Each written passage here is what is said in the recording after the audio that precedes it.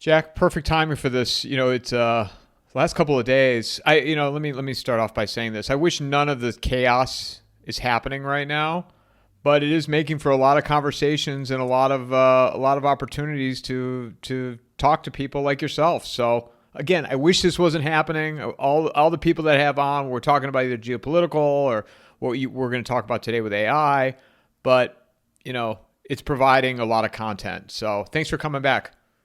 My pleasure, Mike. I appreciate the opportunity to talk to your audience again.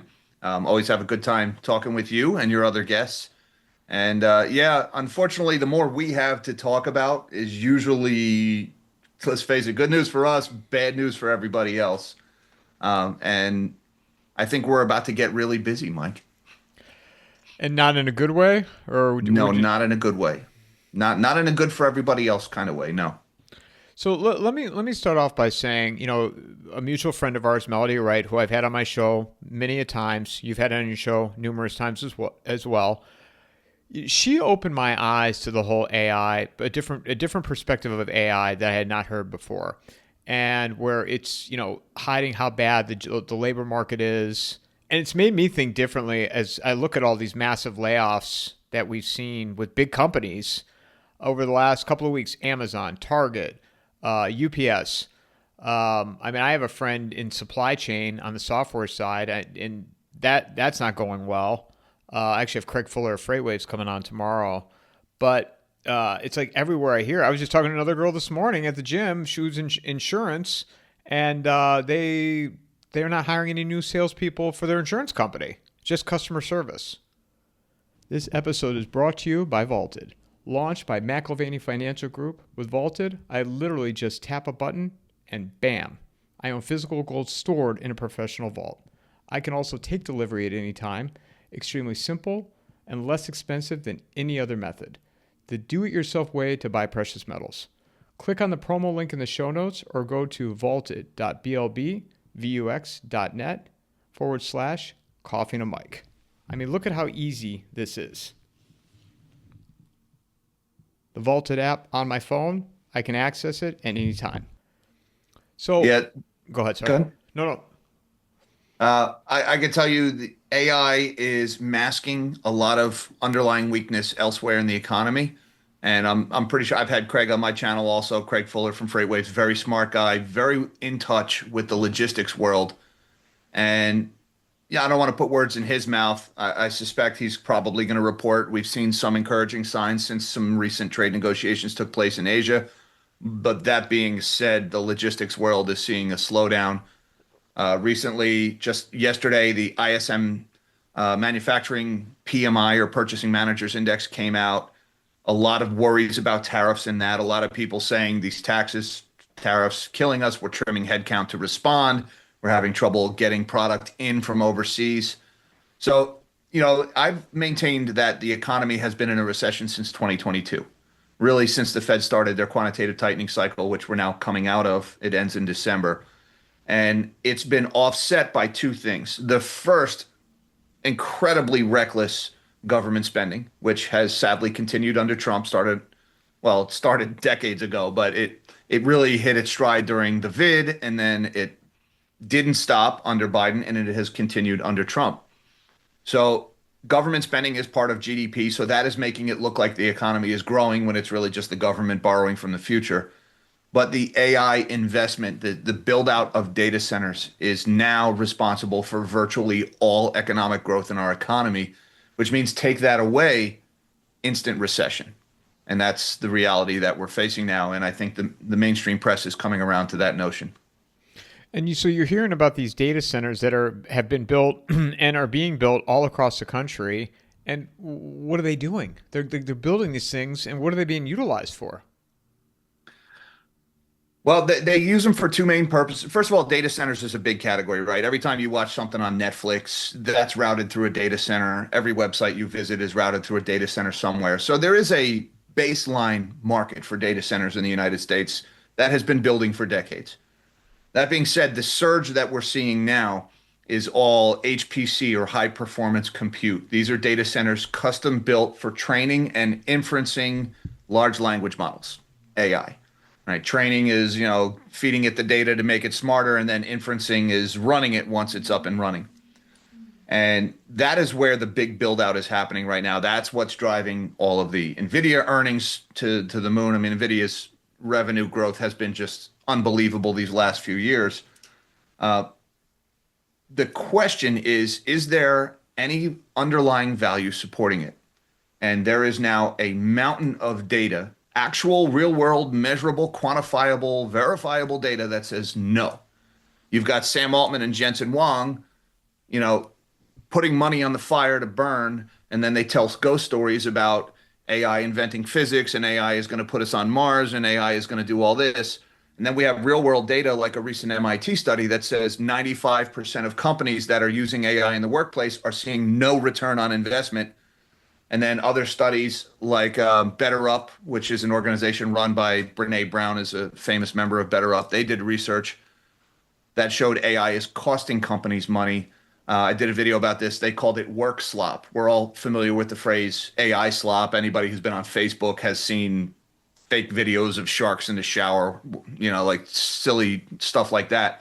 That has now made its way into the workplace where lazy people are using chatbots to do work. On the surface, it looks like real work, but then when you submit it, people realize it's full of errors, hallucinations, and mistakes. And then other people have to correct those mistakes. And this study that Better Up did found that of people sampled, they sampled over 1,100 people, various white collar workers from all different industries. 40% of them reported receiving some form of work slop in the last month, and that it took an average of 2 hours per instance to clean up that work slop. And based on the self-reported salaries of these individuals, they did the math and said the average company with 10,000 employees is losing $9 million a year in lost productivity because of AI. Now that's important because the promise of AI has been enhanced productivity. It's going to displace manual labor. It's going to make us all more efficient. These are productivity enhancing tools. When the rubber meets the road, the opposite has been proven true. Most companies are losing money and wasting time because the output is garbage in at least half the cases. Is it a fake it till you make it? I mean, they put together these PowerPoints and slide decks to make everything, look up all the bells and whistles, but when it comes time to deliver, it appears that it can't. It's funny you should mention fake it till you make it. That's a phrase that a lot of people attribute to Elizabeth Holmes of Theranos fame.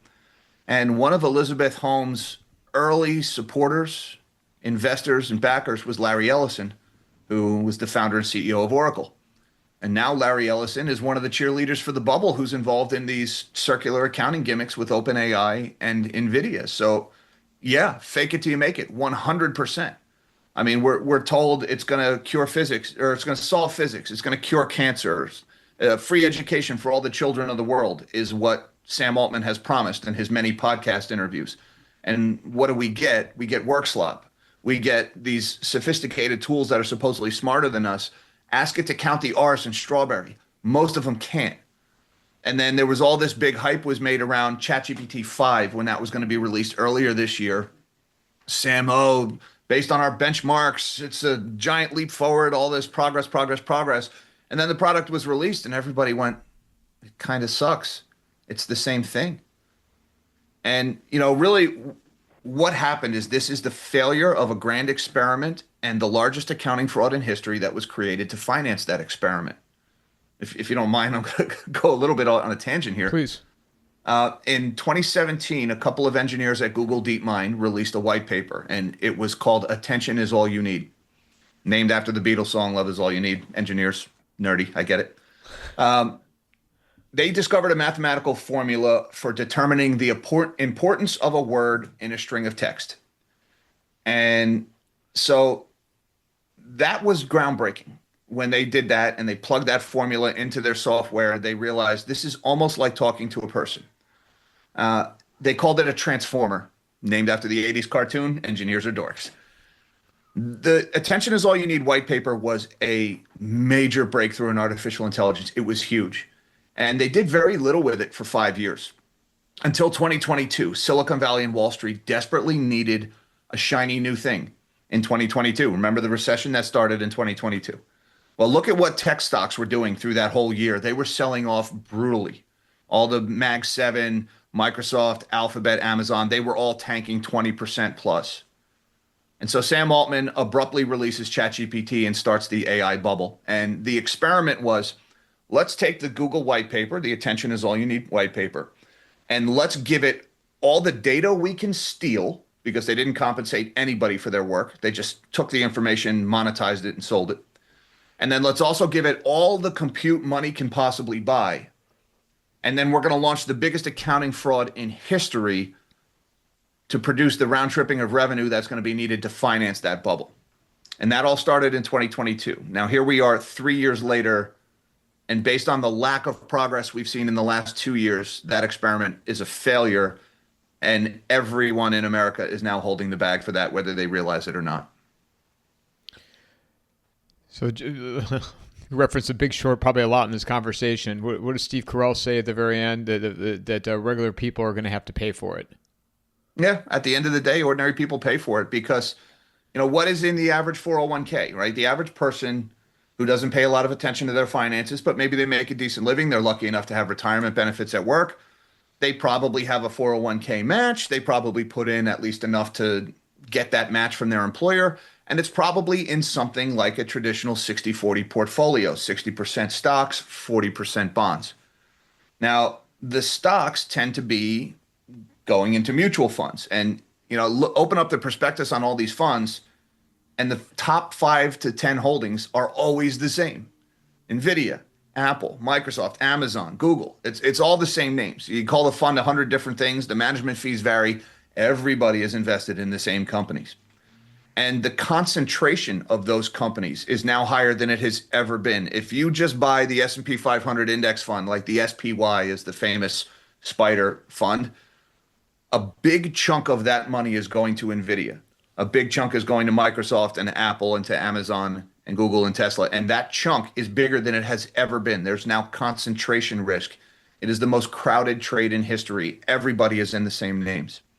Now that's on the 60% side, the stocks in somebody's portfolio. What's happening now is the AI bubble is going after the 40 also. They're going after the bond side of the portfolio.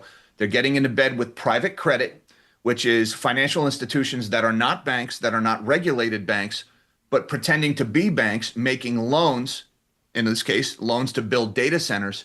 And that debt is being sold into bonds, into people's 401ks, IRAs, and pensions. So the average person is ridiculously exposed to the stocks of these companies. And very soon they're going to be additionally exposed to the debt of these companies.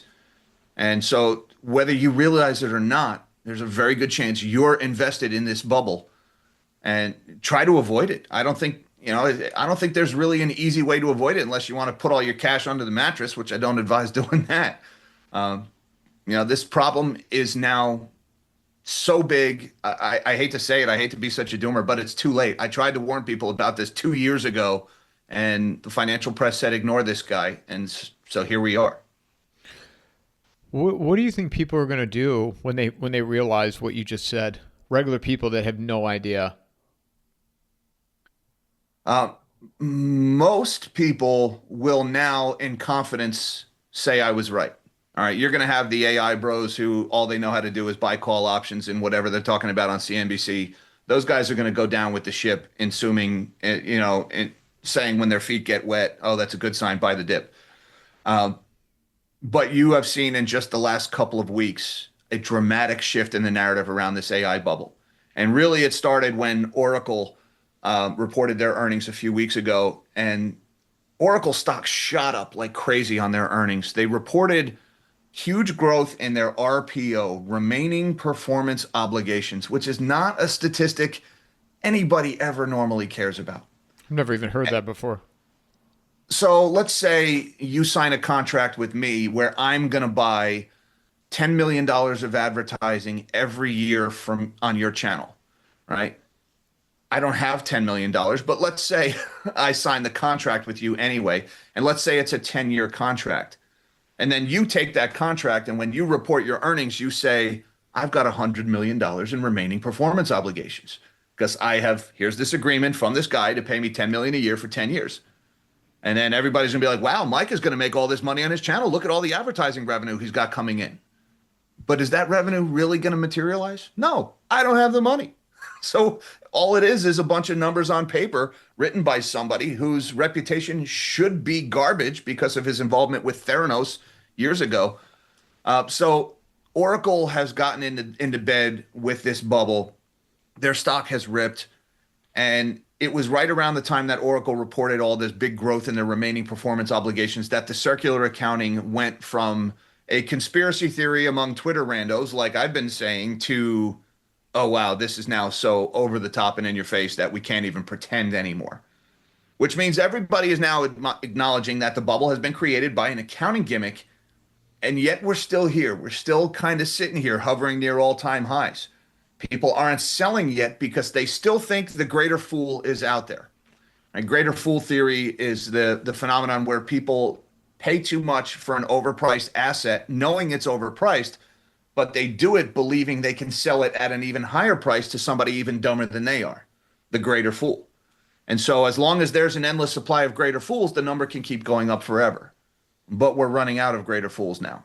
Everybody has already bought this bubble. Who's left? Let's back up a second to the Theranos, the story of Theranos, because I'm not familiar with that.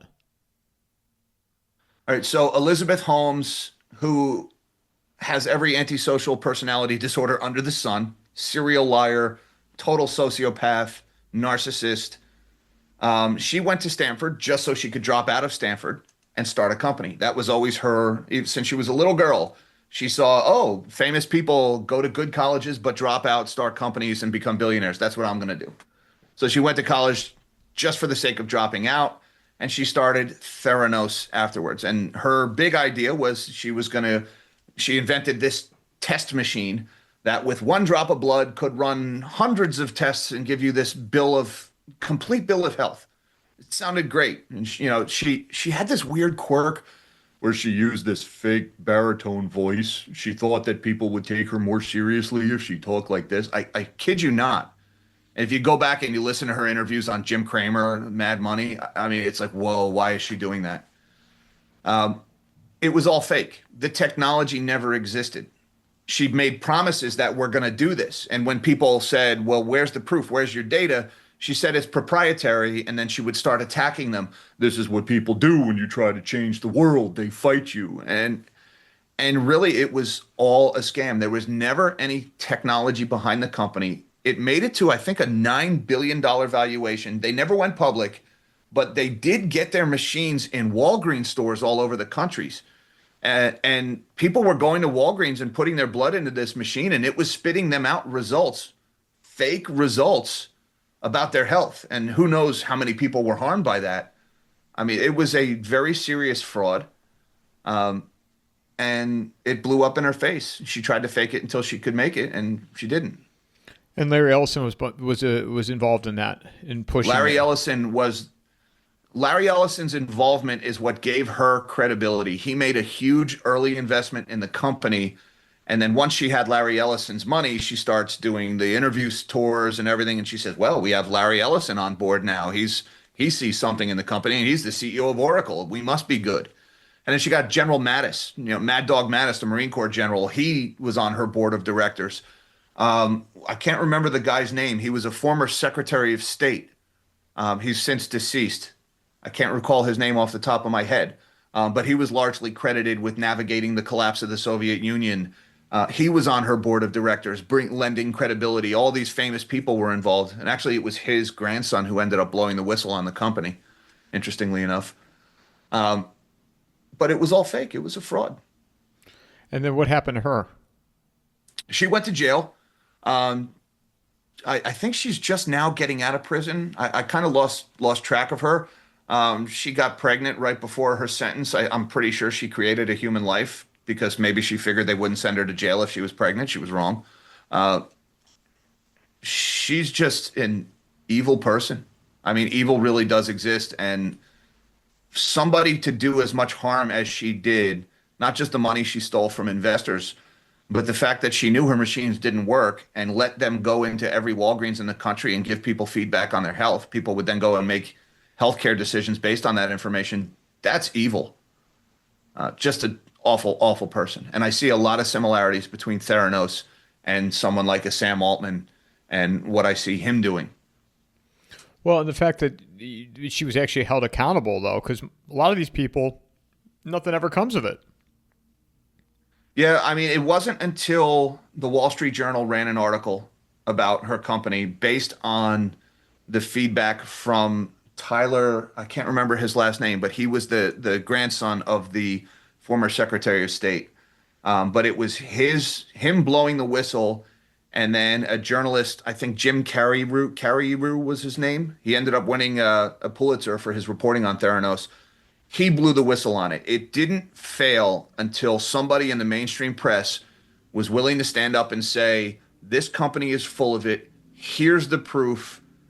And even then, it took a while after the Wall Street Journal. I mean, as soon as the Wall Street Journal article came out, the first thing Elizabeth Holmes did was go right on Jim Cramer's show to answer the allegations that everybody fights you when you try to save the world. And of course, Cramer was just happy to give her a platform. Billionaire con artist that she is. And, now I see Jim Cramer promoting companies like CoreWeave, who are going on the air to dispel the myths of circular accounting. I see a lot of similarities here, Mike. Well, and so perfect segue then, because, in the past, you and I have spoken about Nvidia. And I mean, you're the one that introduced me. I couldn't even pronounce them right. Remember in the beginning? A lot of people say Nvidia. Yeah, yes, it's Nvidia, yeah, Envy. Yeah. That's where I learned it, though, talking to you. I think I had I think it was somebody wrote a comment, basically calling me a moron because I couldn't even get it right. They're like, if you're going to have an expert on, you should at least learn how to pronounce it correctly. Nvidia, for anybody listening or watching. Hey, I worked in nuclear power, and my first supervisor, who was a brilliant man, seasoned veteran, he called it nuclear. So we had nuclear engineers calling it nuclear. Let's not get hung up on pronunciation, shall we? Let's focus on the content instead. I think we got more things to worry about right now. Yeah.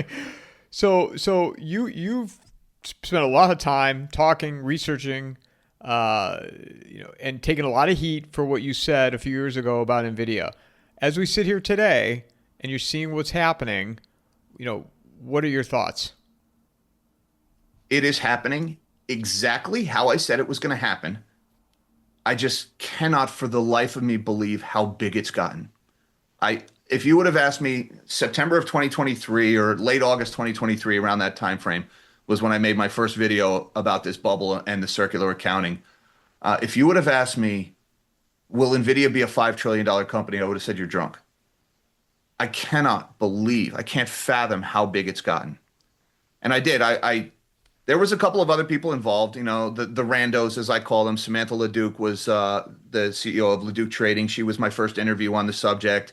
There's been a couple of other guys on Twitter and X, Kashram Saram, Kakashi, Just Dario, Finance a Lot. A lot of these guys have been pointing to some of the same things I've been pointing to. And we did the videos. What really did it for me was when I found out that the CoreWeave guys used to run carbon credits through shell companies in the Cayman Islands back when they ran their company called NatSource. That's all I needed to know about those guys. There is no reason other than sleaze to run carbon credits through a network of 20 to 60 shell companies in the Cayman Islands. And that told me everything I need to know while the whole world was just giggling like a schoolgirl over Nvidia's earnings. It's part of my nuclear training.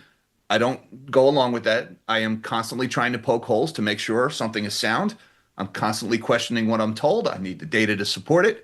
And when I went looking, I found crap hiding under that rock. And so I showed the world what I found.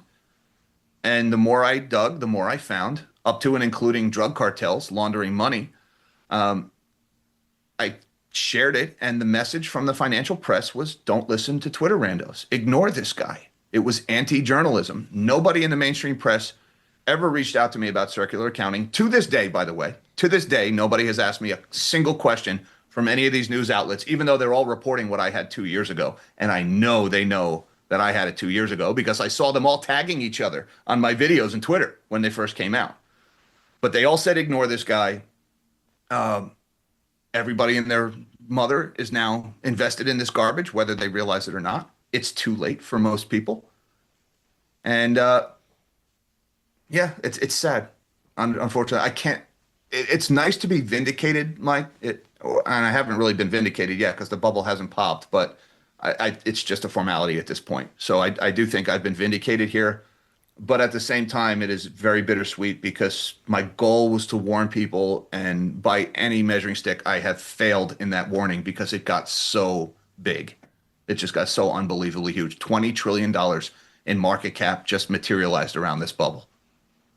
To talk about round tripping and what that is and how it plays a part. So round tripping, I told a story.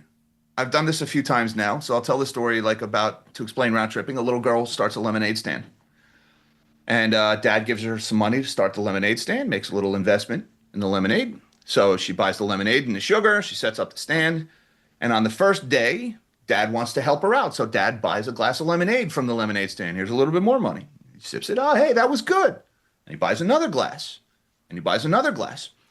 And at the end of the day, the girl's doing great. She sold 10 glasses of lemonade, 1 to her neighbor and 9 to dad. Dad was giving her money to buy her product. So the next day, she made a problem though. She's selling her lemonade at a loss. She's only selling it for 50 cents a glass. It costs her $1 in sugar and lemonade to make a glass. So she needs more money. It's all right. Dad has deep pockets and dad has a plan. Gives her even more money to buy lemons and lemonade for the next day.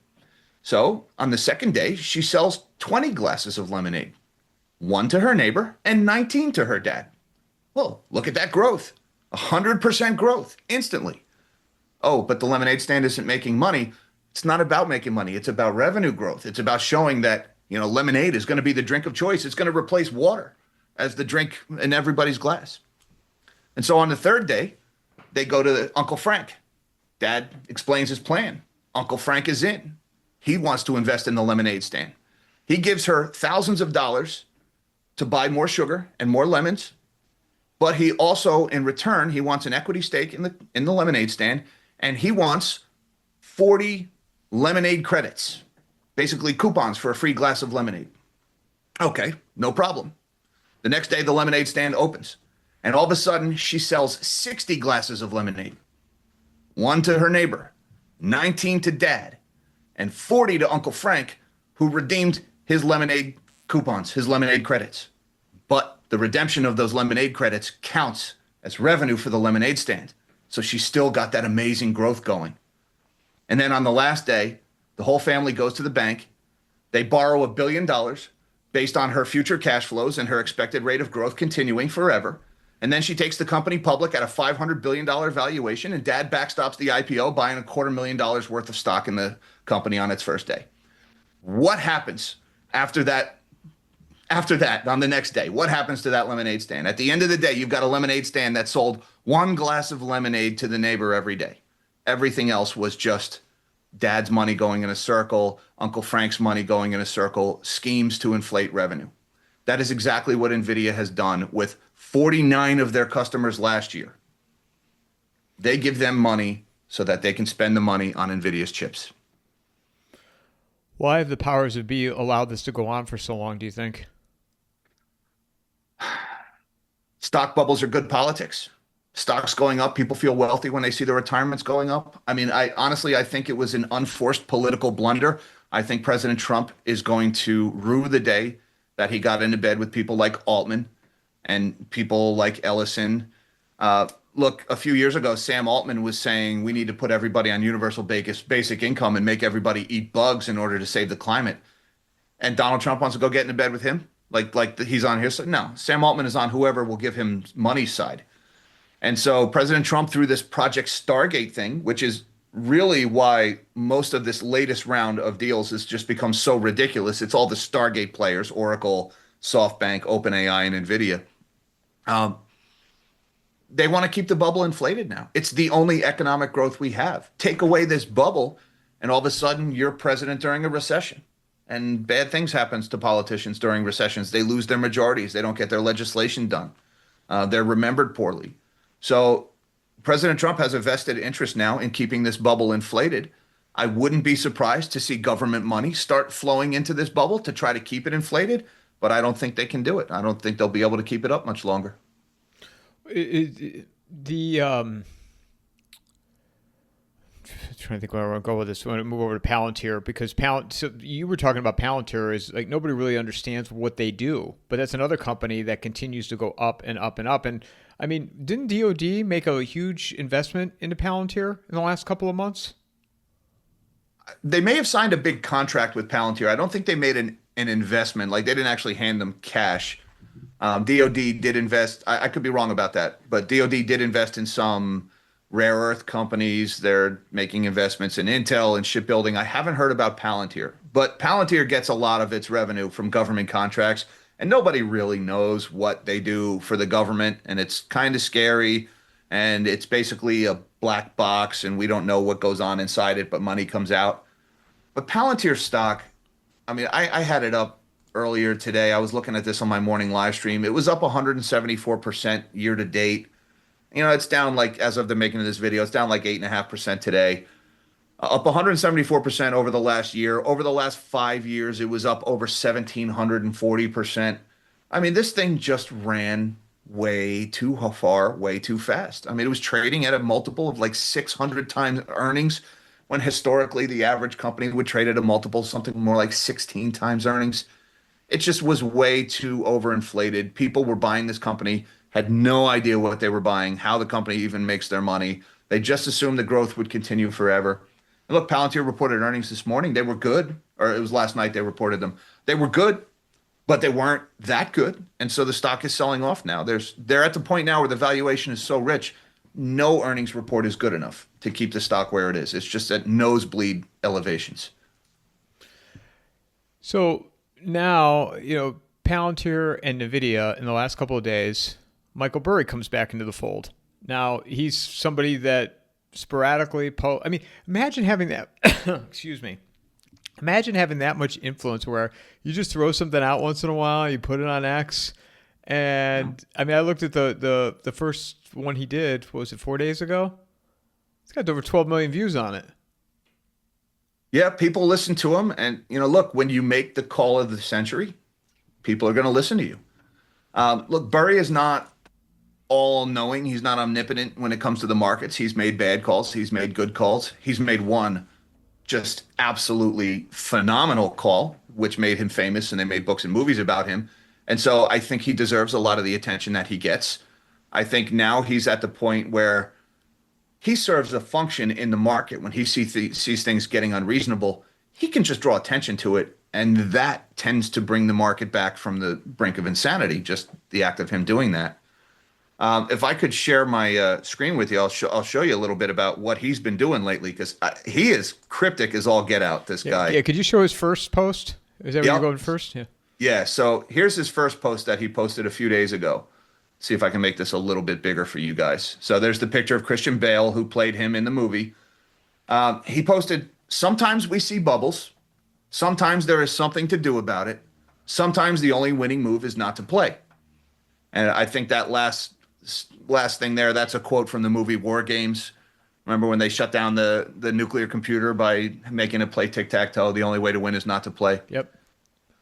So obviously, and the photo. Let me interrupt you for a second, Jack. The photo that from Christian Bale is the scene towards the beginning of the movie when he starts looking at all the tranches and realizing that it's nothing but junk.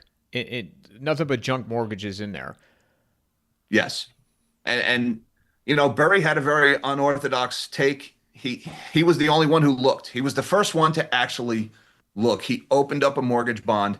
He opened up the attachment and the thousands of lines of text, and he looked at the credit scores, at the incomes, at the monthly payments, how far behind the people were. And he actually consumed huge quantities of data line by line manually. All right. That is an absolutely gangster move to do at a time when everybody and their brother just buys and sells without looking at what they're buying and brags about how much money they're making. So that's what made him famous, that he did that. So when he comes out and he says bubble, you better believe people are going to listen. But then when these other things, sometimes there's something to do about it. Sometimes the only winning move is not to play. That kind of suggests he's not playing, which, by the way, I'm not playing. I'm neither long nor short these AI names.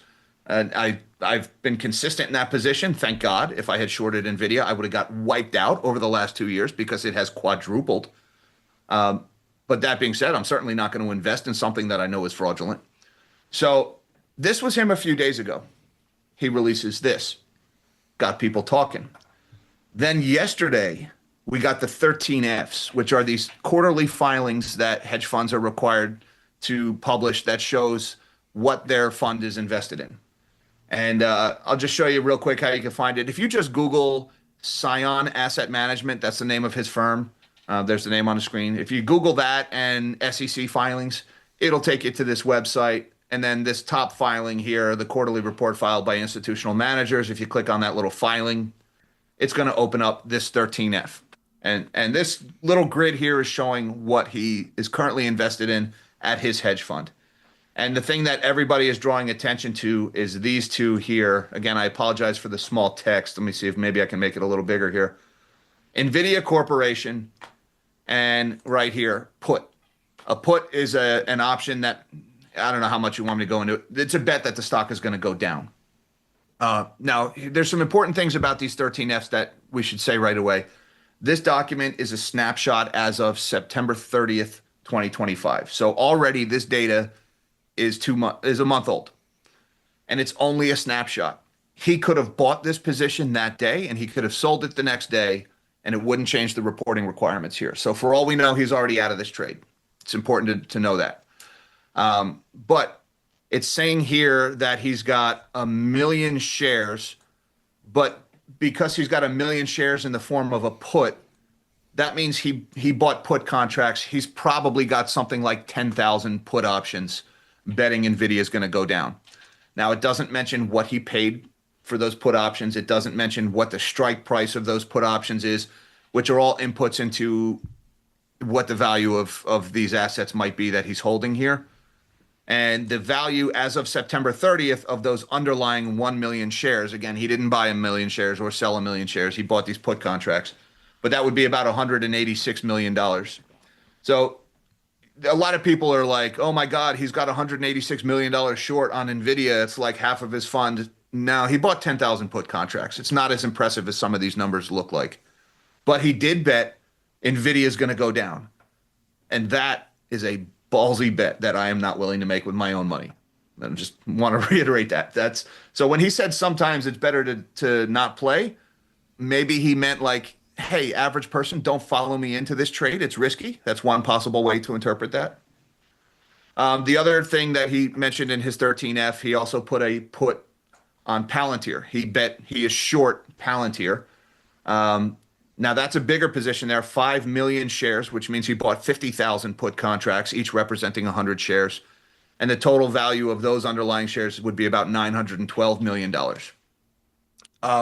It's also important to note the timing of this. This is as of September 30th, right? So we're looking at a stock quote of Nvidia right now. On September 30th, Nvidia stock was somewhere around $186 a share. It's now 200. So Michael Burry is down on these trades, assuming they're still open. He could have closed them already, but he's lost money so far in this trade. Same thing with Palantir. If we do, let's do a year-to-date chart on Palantir. We go to the end of September. Palantir was trading at around $185. At the end of September, it's $190 right now. So even with the decline that we've seen in Palantir today, Burry is probably still underwater on this trade, if not just about getting back to even. So that's important to note. Like there's, when a 13F comes out, a lot of people tend to run with that and make a bigger deal out of it than it is. It just means on September 30th, Burry was short Nvidia and Palantir. He may still be short. He may have covered his short and gotten out of the trade already.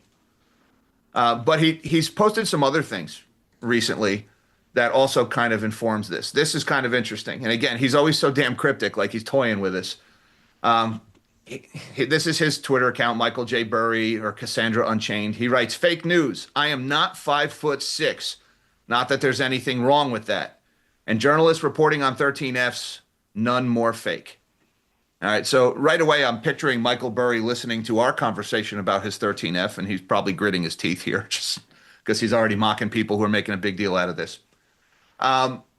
But a lot of people are interpreting this when he says fake news, I am not 5'6". That's kind of like him saying I'm tall, or another way of saying I'm not short. So maybe Michael Burry is already exited this position. Is that what he's telling us here? I don't know. The guy speaks in code. It's annoying as all get out, but that's worth noting there. That, or maybe he's just toying with us. When you're Michael Burry, you can do these things. He posted some other things though. Let's keep going here. Okay, so he posted 21 hours ago. These aren't the charts you're looking for, quoting Star Wars, a man after my own heart. He says you can go about your business. And he posts a couple of charts when he says these aren't the charts you're looking for. Because remember, they were the charts you were looking for in Star Wars. Those were the drawers I was looking for. The first thing he posted was this, which is an image that has been making the rounds all over YouTube that basically says what I've been saying for the last 2 years in this one handy dandy little image. And it just shows the money going around in circles between Nvidia and Oracle and OpenAI and Microsoft. So what Burry is telling us is the reason he went short was because of the circular accounting. That's why he took out this bet. So if you don't mind, I'm just going to sit and bask in that for a minute, that Michael Burry 2 years later sees what I saw. I'm digging it. All right. Yeah, that's me gloating for those who are unsure. Yes, I gloat. He also posted this chart. And the important thing to look at in this chart is the green line here. That's U.S. tech sector CapEx growth, capital expenditures, the investments in AI. And this chart is showing the 5-year compound annual growth rate of CapEx. What a cockamamie indicator this is. All right. But this is a chart of the money big tech is investing in whatever. In this case, they're investing in AI.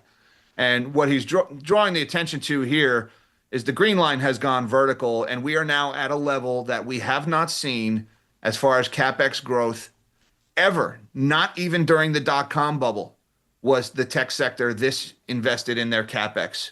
All right. Now, this is worth pointing out the tech sector kind of didn't exist before the dot-com bubble. The tech sector was born out of the dot-com bubble. So maybe that's not an apples to apples comparison. But what he's drawing attention to here is look at all the money they're spending. Okay, that's what they're spending. What is the result? What is it doing for them? And the next chart that he posted tells that story. This one here. He's showing year-over-year growth in cloud segment. Now, this is, I believe he's showing year-over-year growth rate of revenue. And cloud is where all of these companies report their data center income, all the money they're making from renting these Nvidia GPUs. All right, now the black line is their cloud growth from 2018 to 2022 before the bubble started. And then the red line is their cloud revenue growth from 2023 to this year after the bubble. And what you can see is even though their investments have skyrocketed, their growth has slowed. They're not making any money off of these investments. That's what Burry is saying. They're just lighting money on fire. If they've spent all that money, like the previous chart showed us, then why isn't the red line or the pink line higher than the black line? Why is the growth slowing when the spending is accelerating? Because this is not a profitable investment. This is wasted money, capital going up in smoke. And then there's one other thing he posted. First, let me get you back to the to his Twitter file. He also posted "Move Along," and there's the stormtrooper again with the Star Wars thing, and he's calling out this excerpt from a book Capital Account, I guess, and this is really blurry. But what he's highlighted here, I want to read this. By 2002, it was commonly reported that less than 5% of U.S. telecom capacity was in use. Thousands of miles of expensive fiber optic cable remained unlit beneath the ground. So all the big investments in internet infrastructure during the dot-com bubble was not getting used. It was an unprofitable investment. Wholesale telecom prices fell by more than 70% a year in 2001 and 2002. Many of the companies, which not long before had been valued at huge premiums to their invested capital, now sought protection from creditors. So they overbuilt, and then a few years later, the prices crashed, and all these darlings were going bankrupt and the creditors were going after them. And that is what I interpret this to say. This is what Burry thinks is going to happen from from the AI bubble. Did I not share my screen, or did I unclick share screen You at you some point unclicked it. there? You unclicked it. I did unclick it. Yep. Do you need me to show you anything, or did we lose No, the charts along the way? no, Okay. no. I think we're good. Why do you think this information is coming out now, Jack? Because they can't deny it anymore. It's the punchline of a joke. With the Oracle story and the deals, OpenAI has come out and said we're going to spend 1.4 trillion dollars on compute in the next between now and 2030. All right, 1.4 trillion dollars. Keep in mind, OpenAI last year had about 13, or in the last year, I should say, not last year, but in the last year, OpenAI has had about $13 billion in revenue, not even profits. They lose money. All right. So OpenAI doesn't have 13 billion, let alone 1.4 trillion. They have promised to spend 100 times the money they've made in the last year between now and 2032. Where is that money going to come from? They don't have it. And so what happened is they said, okay, we're going to spend all this money at Oracle data centers. Oracle takes that promise to spend $1.4 trillion, which OpenAI doesn't have. And Oracle says, look at our remaining performance obligations, our RPOs. The stock goes up. Then Oracle says, we're going to buy a whole bunch of chips from Nvidia. But wait, Oracle doesn't have the money to buy all of these chips from Nvidia. That's not important right now. OpenAI spends money they don't have with Oracle. Oracle spends money they don't have with Nvidia to buy the chips. And then Nvidia gets the order from Oracle, says, look, the demand is insane for our GPUs. And then Nvidia makes a $100 billion investment in OpenAI. They give OpenAI $100 billion. Well, now OpenAI has some money to start paying Oracle. And now that Oracle has some money coming in, Oracle has some money to start paying Nvidia for the GPUs. But where did that money come from? It was just dad buying the lemonade. It's Nvidia's money going around in a circle. And it became so obvious after Oracle reported their earnings and Nvidia announced that $100 billion deal that the financial press and Wall Street and Silicon Valley could no longer deny that this is just a conspiracy theory by some Twitter rando YouTuber that nobody's ever heard of. This is real. This is a joke. This is serious. And a lot of people are about to be wiped out. Well, and that's why I wonder why they wouldn't why they wouldn't suppress him. Why would they allow Michael to even get these messages out right now? But by Michael Burry? Yes, sorry, yeah. I mean, this is Twitter, and it's pretty hard to suppress a guy like Michael Burry on Twitter, especially in FinTwit. I mean, they can try, but Burry coming out and saying anything these days, people are going to listen because of how right he was in 2007 and 2008. And algorithms can't suppress that because people are demanding to hear it. What does the country look like then if, it doesn't even sound like if anymore, when the masses understand what Nvidia is, what Palantir is, and the values of these companies drop even further? That's when the cascade of selling starts, right? And, right now, you have the greater fool is still willing to bid up these stocks. When that turns, when you run out of greater fools, you're left with only sellers. And who's going to buy? Every sale has to have a buyer. And if there's no buyers at this price, the price goes down until a buyer appears. And you'll have dip buyers. You'll always have guys saying, I want to buy the dip. But now that the circular accounting story is mainstream and everybody knows it's a bubble, there's going to be fewer and fewer of them. And when the selling starts and people go from easily making money in the market to losing money, and they start to panic and they start to try to sell out, there's not going to be enough buyers. The price is going to fall very rapidly. And you're going to have months, years of news is going to happen all in one afternoon. And it's going to be brutal. And I think the Federal Reserve will probably try to contain it somehow with rate cuts or some type of quantitative easing program. I think you're going to see financial institutions fail because of people holding the debt from these data centers that, remember, OpenAI, Anthropic, none of these AI companies are profitable. The little girl at the lemonade stand is losing money on every glass of lemonade. So if they no longer have investment capital coming in, they can no longer afford to rent the data centers, which means the data centers just sit idle the same way that fiber cable in the dot-com bubble sat idle, like Burry pointed out to in that excerpt. So I don't know where it stops. It's huge. That much money going up in smoke, it's going to be mayhem. And Well, I tried to warn people. That's all. That's all I could tell you. It's going to be the dot-com bubble in 2008 at the same time. That's the only thing I could compare it to. Could you see the government coming in and just instead of uh, buyer or sellers not having anyone to buy it, would the federal government just come in and buy it just to keep this thing propped up for a little while longer? They could try. It's the 2020s. That would not surprise me. Especially, the government has made a lot of strategic investments this year. That wouldn't surprise me. They're building these data centers everywhere, though. The government can't buy all of them, not without printing trillions. And if they do that, they're going to reignite inflation because it's wasted trillions. These are not productive investments. Investment capital is deflationary if those investments result in productivity enhancements.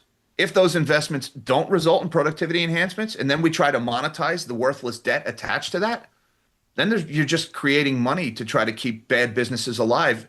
That's what we did in 2020 that caused inflation to run amok. So it would be just dreadful if they do that, which maybe that's exactly what they're going to do because you can always bank on the government to do the worst possible thing. But we're already seeing some signs of that. The government has already talked a lot about the AI arms race and American technology, and we need to have our domestic AI industry. So it wouldn't surprise me, Mike. Do you, as you look at all this, do you think this is all part of a greater plan being done intentionally? Like the idea of this will present an opportunity to roll out UBI to people, because regular people they're going to get destroyed by this. Yes, regular people will get destroyed by this. And I can tell you, Sam Altman, who gave birth to this bubble when he released ChatGPT, is a huge proponent of universal basic income. He created an altcoin called WorldCoin for the sole purpose of providing the infrastructure for some form of universal basic income. Uh, I don't know that we're going to go there. I hope not, because universal basic income doesn't solve any problems. It's just money printing. That's all it is. It's not productive, right? If Social Security and SNAP would have ended poverty, if money printing for a social safety net really ended poverty, it doesn't. It thrives. 1 in 8 people are now on food stamps in this country now, and there's a shocking reality check on the way for those people this week if Congress doesn't get their act together. So they may try to go that route. I hope they don't, because it's just going to make inflation worse. Well, it also, I don't know where I read this, but SNAP is really a form of UBI. Well, now you've got 1 out of 8, and I even wonder with that number. Now I had people have said to me, because our kids factored into the 40 plus million that are receiving these benefits, and people say, yeah, they are, but how many kids have been born with these people when they started SNAP? And how long they've been on it, and how many kids were created during that time. Yeah, and I saw that it was just in the last 2 weeks or so, that 1 in 8 figure. That blew my mind. I had no idea how prevalent it was in our society, food stamps. 1 in 8, that's obscene. Are we really saying 1 in 8 people is incapable of feeding themselves? Is that really true? No. Rampant fraud and abuse, rampant misuse of the program. That being said, look at some of these things. Medicare, universal basic health care, right, for old people. Social Security, universal basic income for old people. Food stamps, universal nutrition based on income. I mean, we already pretty much have UBI, don't we? We just have a lot of different names and acronyms for it, but it's kind of the same thing. So I guess it's not such a stretch of the imagination that they would just take all of this and start giving people checks every month. They did the same thing during COVID with the expanded childcare benefits and unemployment benefits. They were just airdropping money into people's checking accounts. Go out and consume. Well, and that's where you almost wonder during that time, was that the experiment that they needed to test how effective it would be to do direct deposit on a massive scale into everybody's accounts. Yeah, I think they tested a lot of little social experiments during the vid there, and that may have been one of them. I think the powers that be, the globalists, were shocked at how much they were able to get away with, what they were able to do, and I think they were kind of licking their chops at that. Thankfully, there's now been a lot of pushback against that, and we're seeing the world start to deglobalize. And maybe that pendulum swung too far. But we'll see when people's retirements start going up in smoke, right? All the people who are for bootstrapping and individual responsibility and everything, when their retirements start losing value, oh, they're going to demand a bailout real fast, real freaking fast. And there's a lot of other things that, like entire subjects we could explore for hours on end, like private equity and private credit right now that are also using people's retirement funds as bailouts. Wall Street is being bailed out as we speak by our retirements. And then when the bubble does burst, our retirements will be bailed out by the government, which means the government is already bailing out by allowing Wall Street to do what they're doing. They are bailing out Wall Street already. They're just doing it before the price correction. Do you think the federal government shutdown plays a part in any of this? How this has continued for we're going on what, 5 weeks? The government shutdown may actually be dampening the effect of some of these things because the government can't spend a lot of money right now. So they're issuing slightly less new government debt, new treasury bills, treasury bonds. Now, we had something pretty interesting happen yesterday. There was a pretty sizable spike in something called SOFR, the Secure Overnight Financing Rate, the cost of banks lending money to each other back and forth overnight for just a day. Great big giant loans that are only a day long. When typically the interest rate for that is like nothing point nothing, very low, but it spiked pretty substantially yesterday morning. Now there was an end of month thing involved there with Halloween and things like that, so some spike was expected, but it came back down this morning and it didn't come back down as much. We're starting to see some early signs of funding stress in the plumbing of the economy, which is something we started to see in September of 2019, which really started my whole journey into finance YouTube. That ultimately led to the money printing during the vid. We saw something similar before COVID. We saw something similar before, was it Black Monday, the big sell-off in 1987. So signs of stress in the short-term lending market is indicative that there are problems bubbling to the surface. And the fact that the government is issuing less debt right now because the government is shut down is actually alleviating some of that stress. When the government shutdown ends and that borrowing comes back, it could make it worse. How much longer do you think that'll go on for? And my curiosity with the federal government right now, how is this impacting the regional banks? Because I don't know who I was watching. You watch stuff all day, so I can't remember who I saw this on, but they were talking about the direct deposits that are supposed to be hitting these accounts that are not. So you're now over a month of money not coming through, and then what's the impact on the other side where people are maybe not paying certain bills, so you're getting it on both sides. Yeah, and the government spending is a huge, huge portion of the economy. And so if that government spending is less, the economy is going to shrink, right? That's recessionary. Now, the government debt spending is not productive, but it is part of the economy. So like the SNAP benefits going out, those people won't have their SNAP benefits. They won't be spending that money at the bodega at the corner or at the grocery store, which means that grocery store is going to be making less money. There was a real estate investment trust. The name eludes me at the moment, but it was a company that invests in office properties and their debt. They filed for bankruptcy earlier this week. Their biggest client was the federal government, who has been reducing their office footprint. So less rental income. Now you've got this real estate investment trust goes bankrupt. Who did they owe money to? They owed money to the bank. That debt's not going to get paid now. So that bank is going to report a big loss on its next quarterly report. And maybe the shareholders get spooked and they start selling the stock. And maybe people pull their money out of that bank when they see the stock going down. So what we're describing here is referred to as contagion risk. When something goes wrong in one part of the economy and it starts to send ripples out into other sectors, it can cause other problems. And we have seen the phrase cockroaches has been thrown around a lot since Jamie Dimon, the CEO of JP Morgan, said this a few days ago when they were talking about the collapse of Tricolor Auto. And, they committed a lot of fraud at Tricolor Auto. I could talk for days about that one. But Jamie Dimon said, when you see one cockroach, there are probably more. And since then, we have had First Brands has collapsed, also due to fraud. We've had PrimaLend has gone bankrupt. Not necessarily fraud, but subprime auto. It rhymes. We had another group called Carriox Capital, was a big telecoms company. They were committing fraud, multi-billion-dollar bankruptcy. There's been a few other ones. There was a big hit to some regional banks out in California because of a commercial real estate fraud.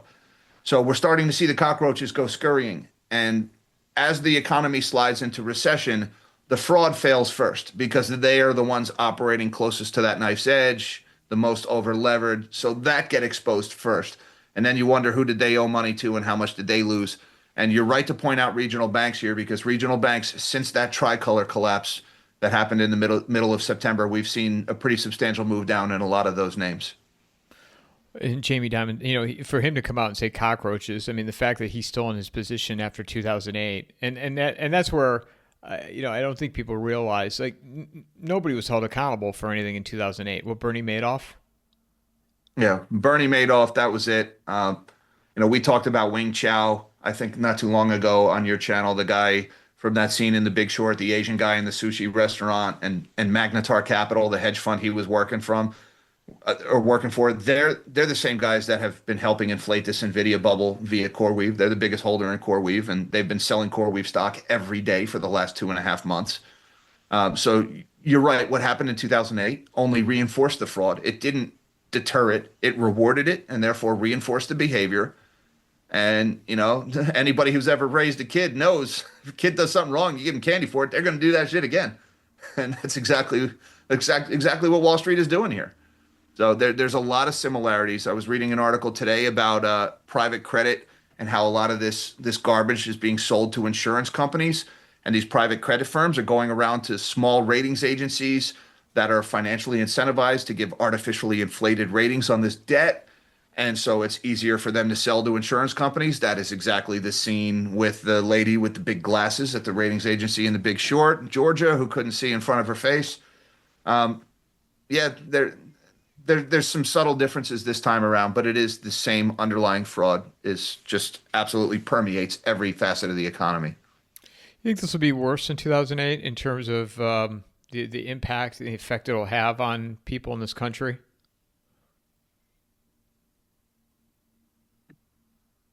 That's hard because that's a fork in the road.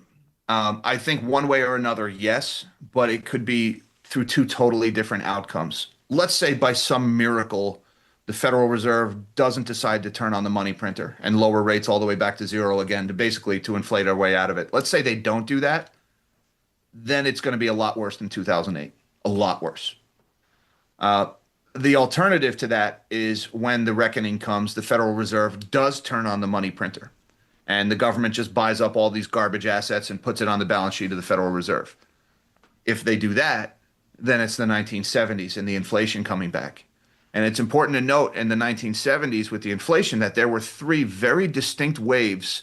Each one lasted a few years where inflation went up, then it came down, but then it went up higher and came down and went up even higher and came down after that. So if we get into that situation where they decide to monetize the debt again, then it's going to be the inflation we saw in 2022, only a hell of a lot worse. So they have either option here. When you've got debt going bad, you either get deflation or you get inflation, one or the other. But it looks like this administration, they want to devalue the dollar. So if that is their goal, they need inflation to go up and to accomplish that, right? And for interest rates to go lower with that. Yeah, it's sugar high economics. And I held out hope that Trump would be different. I wanted him to be different. I was very encouraged when I saw Doge and some of the things they were going after earlier this year. And then I saw President Trump start to demand lower interest rates in the way he was targeting the Fed. And he's a kid demanding more candy. He wants the Federal Reserve to inflate the bubble further because it makes him look better. It's irresponsible. It's short-sighted. In the long run, it's going to hurt the country. And I wish he was different, but he's proven time and time again that he's not. Well, and also too, getting into the precious metal space for a second, the government, they need gold to go up, right? I mean, if gold goes up with the dollar, the value of the dollar continuing to go down, isn't it? And I'm probably screwing this up the way I'm trying to explain it, but that will allow the Treasury to give more dollars to the Federal Reserve, correct? The other way around, it'll allow the Fed to give dollars to the Treasury. But you're on the right track. What you're talking about is the gold revaluation. I don't know the number off the top of my head, but there's supposedly several thousand tons. I think 80,000 tons, maybe the number. Don't quote me on that, of gold at Fort Knox that is owned by the U.S. Treasury, and that is held on the books. Again, don't quote me on the number, but a very low number, like $40 an ounce, $50 an ounce, something like that. Gold is worth 4,000 an ounce right now, give or take $100. So what they're talking about is saying, look, the government has this asset, and we are not telling the truth about what it's worth. Let's mark that up to $4,000, like it's really worth in the market. And it sounds reasonable, but they're not selling the gold. They're just printing money. That's all a gold revaluation ultimately is, because what happens is the Federal Reserve will look at their balance sheet and say, okay, this line of text, we used to say gold was $50 or whatever an ounce. Now we're saying it's 4,000. And then all of a sudden the assets of the US Treasury are worth so much more. And so we are going to digitally create a few $100 billion and deposit in the Treasury general account. The net effect, they didn't actually sell the gold. They just changed a line of text on a spreadsheet and printed money based on that. And then, of course, the government can go spend that money because they don't have to borrow it. There's no debt ceiling to worry about or anything like that. They didn't actually add to the debt of the U.S. government. All they did was print money. It's inflationary. It's very inflationary for them to do that. And then also you have the administration is now with the Genius Act. They're in the crypto space. Yeah, and again, I said earlier, I think the AI bubble is going to be an unforced political blunder by Trump. I think Trump's dealings and the Trump family's dealings in crypto will come back to haunt him probably in the midterms. Look, as we're talking here, I've watched Bitcoin go down. It was flirting with the 100,000 level when we started this recording. I'm not sure where exactly we're at right now, but today has seen a pretty brutal sell-off in Bitcoin. And we're due for Bitcoin winter here, or crypto winter. And I've said this a lot on my channel. Bitcoin actually has a pretty predictable cycle. You get these halving events where the payouts to the miners get cut in half roughly every 4 years. And typically what happens is you get a big run in price after a Bitcoin halving, and it hits its peak between 75 and 77 weeks after the halving. And then typically you get some kind of fraud, something exposed, because as price goes up, the fraud is enabled. And then that brings Bitcoin's price back down. And then typically Bitcoin bottoms about 75 to 77 weeks before the next halving, which would be like next November, roughly. We are now, I think, about 80 weeks after the halving, which means Bitcoin has seen its high for this cycle. And it also means we're probably heading sharply, sharply lower in Bitcoin versus higher in the short term. When that happens, all this Genius Act stuff, Trump Jr., Don Jr., and Eric Trump's business dealings at World Liberty Financial, the Trump and Melania's stable coins, all that stuff is going to be a political bludgeon over the head for President Trump. Pardoning Changpeng Zhou, the former CEO of Binance, I think was a huge unforced political error, but he was helping a lot of World Liberty Financial's business interests. I think there's ethical issues and conflicts of interest involved there. And I think if we're looking at another FTX, and also keep in mind, a lot of these Bitcoin mining companies are now data center companies. So the collapse of the AI bubble could collapse crypto, or vice versa. A collapse in crypto could bring down the data centers in the AI because there's a lot of overlap there. I think this is going to end up being a huge problem for Trump. How soon do you think these things will occur? Especially, going back to Michael Burry for a second, with Nvidia, and everybody wants to know the hour, the day and the hour, Jack. Yep. All I can tell you, Mike, is if I could tell you when, I would be a very rich man. I can't tell you when. Burry couldn't tell you when. Remember, Burry was also too early. He was saying by middle of 2007, everything should implode. Didn't happen until 2008. So, the famous saying, markets can stay irrational longer than you can stay solvent. It's one reason why I have never shorted Nvidia, even though I am 100% convinced the company is being inflated by fraud. It's a freight train, and I don't want to stand in front of it and tell you it's going to stop before it runs me over. I can't guarantee that. So when... Obviously not my strong suit, because I've been singing this song for 2 years, Mike, and here we are, a hell of a lot higher than we were when I first started singing it. When did Michael Burry start talking about the housing that shorting the housing market? Don't quote me on this, but I think it was like early 2006 was when he bought his first credit default swaps. I could be wrong about that. But it was 2006, and his big bet was that by the middle of 2007 it would implode. And then, I'm trying to recall the timeline here, but he was under all of his investors were suing him. People were trying to withdraw capital because it didn't happen when he said it was going to happen. And, he managed to stay alive long enough that he ultimately profited immensely from what happened. But he shut down his fund shortly after that. He had no more stomach for a fight after going through all that. And then he reopened it several years later. Couldn't stay away. Well, what do you think then happens if all this occurs? What Sam Altman, the CEO of Nvidia, was it Jensen Wang? Jensen Wang? Yep. What happens to them? I would like nothing more than to see both of those individuals in handcuffs for what they've done to people.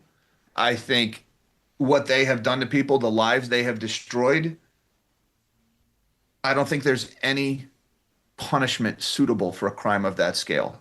Think about, how many violent crimes are going to happen because of how much money people are going to lose, and how many thousands of desperate people will be created by this bubble imploding, and how many drunk driving deaths, how many divorces, how many 7-Elevens getting knocked over, how many suicides happen. Yeah. And, white collar crime begets blue collar crime. And I think as a country, we don't prosecute white collar crime nearly frequently enough or severely enough when we actually do it. And I think we need to change that, because I think a lot of the problems we're seeing with societal decay, the decrepit state in our cities, the drug overdoses, I think a lot of that is being manufactured by white collar crime that's going largely unpunished. And case in point, Purdue Pharma. Like, we're out there, we're blowing up boats in the Caribbean and the Pacific right now because they're carrying drugs. Nobody from Purdue Pharmaceuticals went to jail for manufacturing the opioid epidemic. Not one person went to prison for that. But we're extrajudicially executing people on boats. And I'm not defending narco terrorists, but look at how we treat them versus how we treat people with a bigger body count in our own pharmaceutical industry. I think we need to take a hard look at how we go after white collar criminals, because I think it's becoming too big of a problem here. So, we're in November 2025. What do you see, say, by middle of next year, based on our conversation that we just had? We got to see what happens after Nvidia's earnings, which is coming up in a couple of days here. Nvidia is probably going to report another fantastic number. But then again, Palantir just reported a fantastic number and people sold off the stock. So will Nvidia's earnings provide the cover story to keep this bubble going for another 3 months? Maybe, maybe not. Again, I'm not willing to put money on that either way. By middle of next year, I'd be shocked, absolutely shocked, if this bubble were still going, because at this point, they're laughing at him, right? I mean, you turn on CNBC, guys like Scott Wapner, they are laughing at what Silicon Valley is doing, at how obviously fraudulent it is. So if it's the punchline of a joke on financial cheerleader CNBC, then that means it's also the punchline of a joke at every hedge fund and every financial institution. And they're all just waiting for the selling to start, and then they're all going to sell at the same time. So, you can put up the sign, Smokey the Bear says conditions for a forest fire are extreme today, but until some idiot flicks a cigarette butt into a pile of dry leaves, the fire doesn't start. And I don't know how to model when that's going to happen. Feels like everything is collapsing right now, doesn't it? I mean, we talked in the beginning about the layoffs, a massive amount of layoffs, and big companies, even people I know personally, smaller, mid to small companies they work for, same kind of thing. Well, they're hitting hitting people over the head with a stick, trying to get them to quit rather than to, terminate them. And then you have this going on in the AI world, plus gold. I mean, gold. We didn't even talk about commercial real estate. I mean, it's just like everything it feels like coming apart. No, it does. I think the word collapse is a little strong. I would use the word collapse to describe subprime auto debt right now, like what happened with Tricolor and First Brands. And I think collapse is adequate, is appropriate in that scenario because I think very soon here nobody will want to touch anything tied to car loans.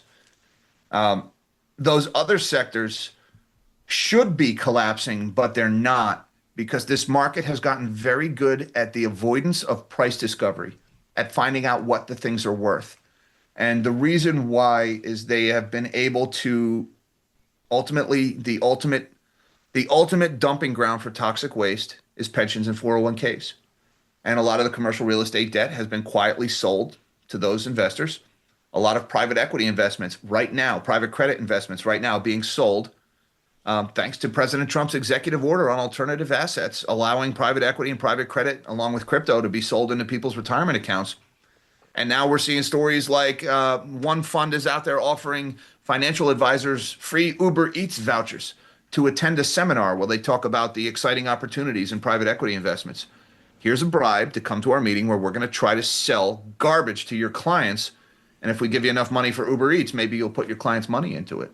So, the collapse isn't happening there, but that doesn't mean what's happening there isn't urgent and vital that people understand it because the collapse comes after they've sold it all to you. Again, the scene in The Big Short when the bank calls up Burry and says, oh, it's time to discuss the mark on your swaps. And Burry says, I think what you mean is you finally got all that crap off your balance sheet. And now that you don't own any of it anymore, now you're willing to admit what it's worth. And the banker's like, I don't know what to say.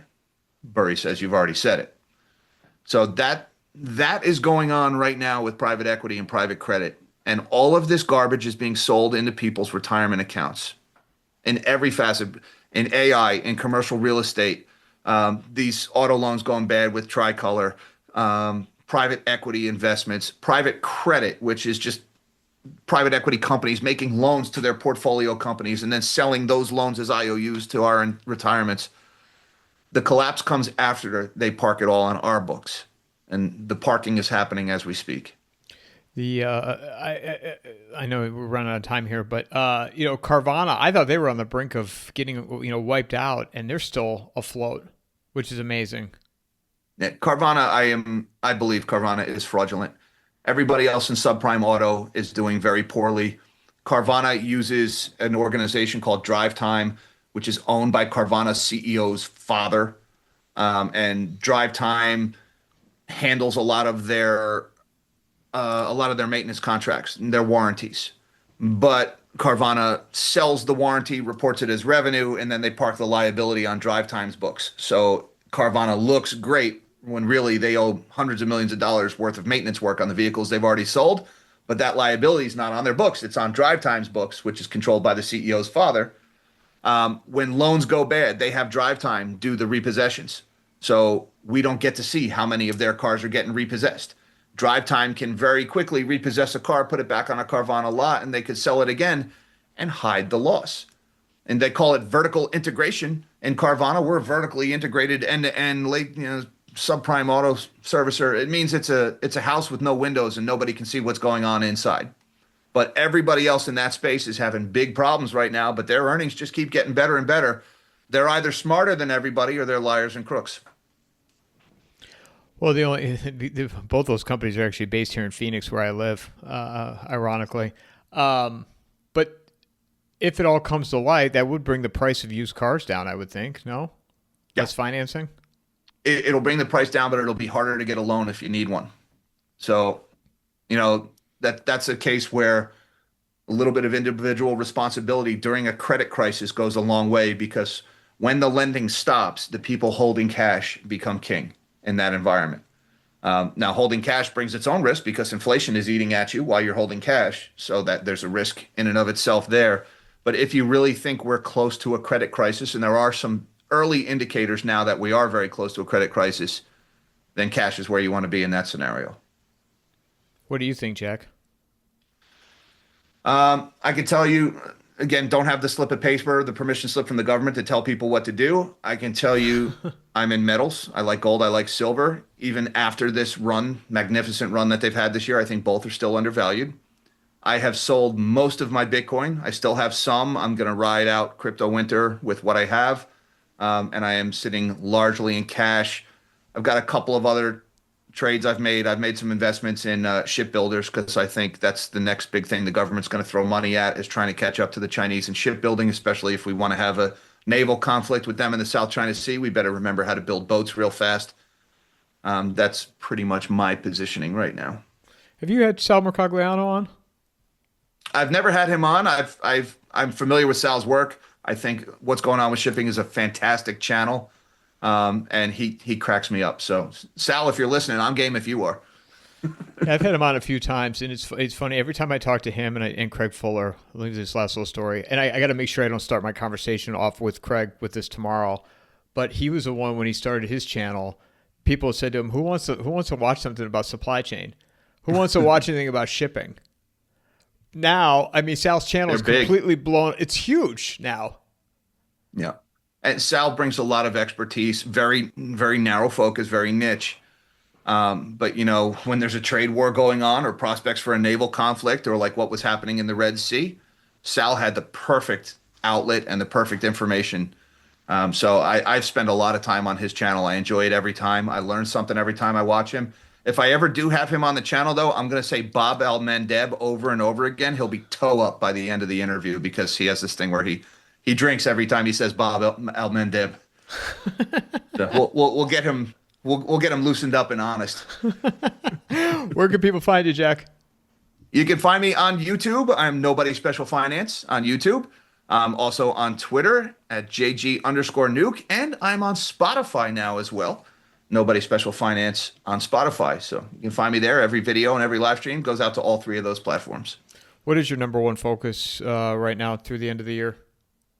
Number one focus through the end of the year has got to be the AI bubble. I think that is the biggest risk. Keep one eye on the cockroaches, though. That's going on in parallel. They're a close second.